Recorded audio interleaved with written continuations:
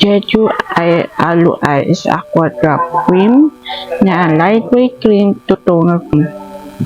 Perfect cover BB cream na foundation. Ito yung package. In 3, 2, 1, this one, the Peri-Pera of Milk Blur Tone Up Cream.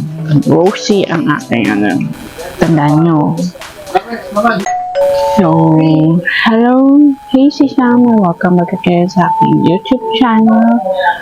So, for today's video, we will be talking about Beauty's Journal and this is Journal. Okay, sounds. Apo, mama. So, eto, let's get started na. First is, i-rate lang natin isa-isa ang mga Korean cosmetics na meron talaga ako.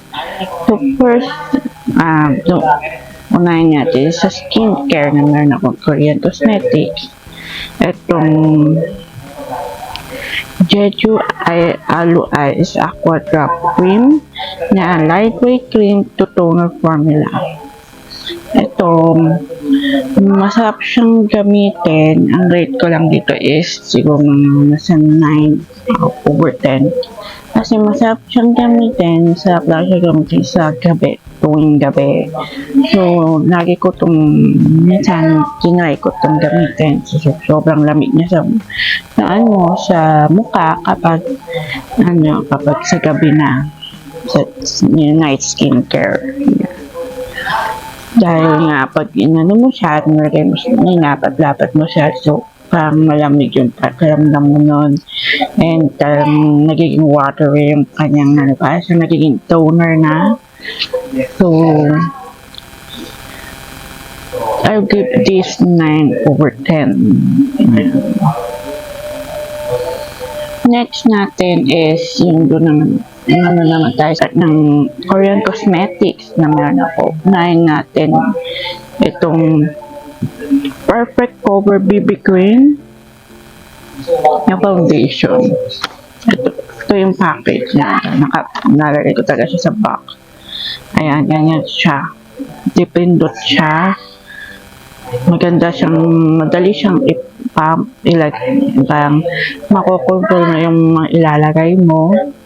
So, I'll keep this 10 over 10 dahil ano siya, parang wala kang nilalagay na makeup sa iyong mukha, or wala kang nilalagay na foundation dito sa mukha mo. So, I'll keep this 10 over 10. So, next naman is this one, the Nature Republic Botanical Green Tea BB Cream, Fresh BB. Ito, 10 over 10 din dahil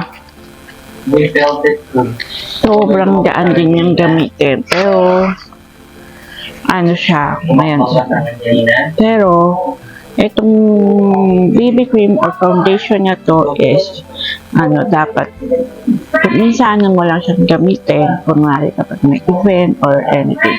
Kasi tinry ko to nung everyday makeup ko, naghuhulas-hulas na pag ganita, parang bumibigat na. So, 10 over 10 din. So,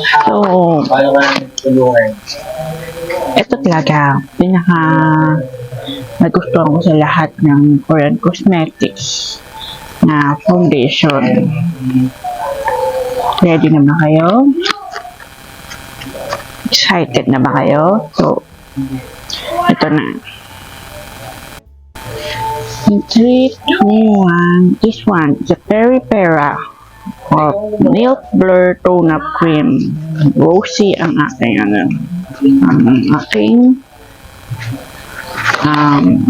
shades dito. So, ito, dipindot din siya. Then, 2 beses ko ito ginamit. Itong tone up na to na foundation dahil mabango na siya, din sobrang niya, gaan yung gamitin na pwede mo siyang gamitin everyday makeup mo. Milk Blur Rosy Tone Up. SPF 50+, PA 3+. Then, even texture and vibrant skin tone. Sobrang gaan yung gamitin. Yung parang wala kang nilagay ng foundation. Kaya, I will give this 100/10. Yes, umexceed na dahil ito pinaka-nagustuhan kong Korean cosmetics na to ng Peripera. So, gumawa naman tayo sa basta sobrang ganda. Kung gusto nyo naman ito, meron ito sa Lazada. Then, I'll try to try kong ilagay dyan yung mismong ano niya, mismong price and name. Ayan. So, next natin is next naman natin, doon naman tayo sa mga lipstick. Okay. Unahin natin yung Face Shop. Kasi ang alam ko, ang Face Shop is made in Korea. So, Face Shop, ito, isang beses ko na ito namin. Ito, hindi ko pa ito namin gagamit. Kaya itong light pink na ito, nagamit ko na isang beses. Sobrang gaan yung gamitin. Para rin siya yung Peripera na foundation. Parang wala kang nilagay na lipstick. Sobrang gaan yan. Yan, nilagay. Kasi ano lang to, water lip tint.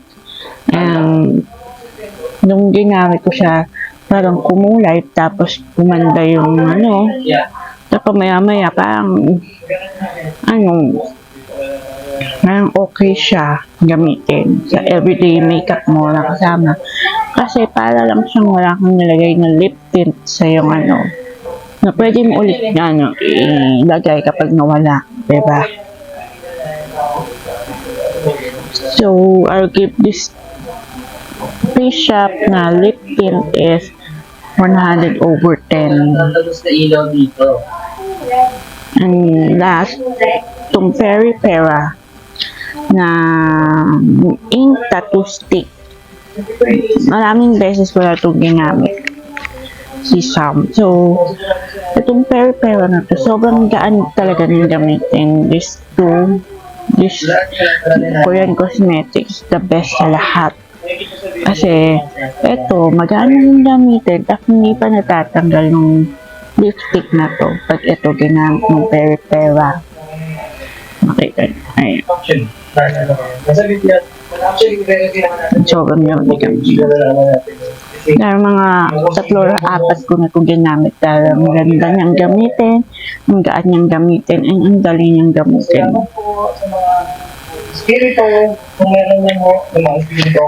Then, doon naman tayo sa pangkilay na 3W Clinic Auto Eyebrow Pencil. Ayan. Ito nyo.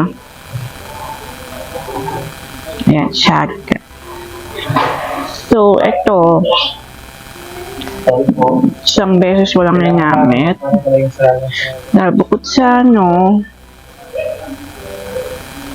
ayan, magaan din siyang gamitin at sobrang ganda niyang gamitin dito sa ano. Pwede mo siyang pang everyday makeup, pwedeng pang event kasi maganda siya sa kilay. So, ayan, dalawa siya. Ito yung pang brush, yung pang eyes mo sa kilay. Then dito yung pencil. Siguro 10/10 din to. Kasi sobrang ganda niya ng gamitin. So last, ang ating i-rate. Ang ating i-rate na Korean cosmetic is this one. The Nature Republic Cover 2-Way Pack. Ito, ilang beses ko na itong ginamit. Kasi sobrang ganda niyang gamitin, sobrang galing niyang gamitin, and sobrang gaan niyang gamitin na pwede mong gawin pang everyday makeup. Ito kasi lagi kong gamit minsan, tapos konting ano lang, fixing powder, ayan. Pakita ko sa inyo, ayan. So, may ganyan siya, may nakahiwalay na yung pop na hindi matutumihan. Then, ayan. So, this one is 100/10. So, na-exceed din niya yung aking expectation. So,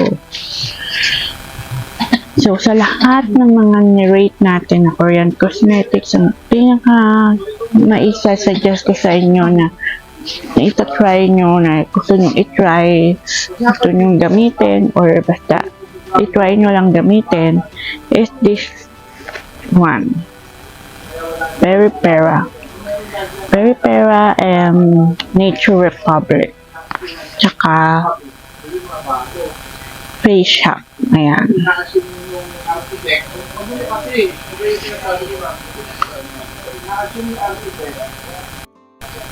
So, sisam kayo. Ano ang mga best Korean cosmetics na meron kayo, or ano ang best cosmetics na meron kayong makeup ngayong just comment down below and click the notification bell and click the like button for more notification ng mapapanood nyo about these beauty journals. So, tandaan nyo, ang aking rating all Korean cosmetics. So, sobrang ganda. Sobrang gaan gamitin. And that's it for today. And thank you for watching. Si Sam.